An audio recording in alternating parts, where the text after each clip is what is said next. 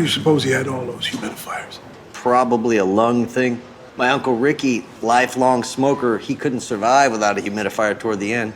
It's too good to end up like that. The elderly man placed a large number of humidifiers in his room, hoping to protect his voice, but unexpectedly, it ended up costing him his life. The man claimed there was smoke coming from the electrical circuit. However, when the firefighters entered the room, the circuit suddenly exploded. Based on the information he provided, the firefighters immediately went to the elderly man's room. The strong smell of smoke at the door made them realize something was wrong. Seeing humidifiers all over the room, the firefighters were stunned. At the same time, the elderly man was lying on the floor unconscious. The paramedics quickly began treating him. Meanwhile, Boden, seeing the walls covered with photos, fell into deep thought. But I got no insurance. Oh, you give these ladies a hard time, Nusto. Although the elderly man eventually followed Boden's advice, Boden still couldn't stop worrying about him. It turned out the elderly man was a famous blues musician. Since Boden's father had been a big fan of his, Boden knew a lot about him. Perhaps thinking of his late father, Boden felt a bit emotional, and decided to visit the elderly man at the hospital. I'm sorry, Mr. Porter didn't make it. Boden found it hard to believe. He could only offer his condolences to the man's daughter. Unexpectedly, the daughter didn't seem sad about her father's passing. Now all I have left are his debts.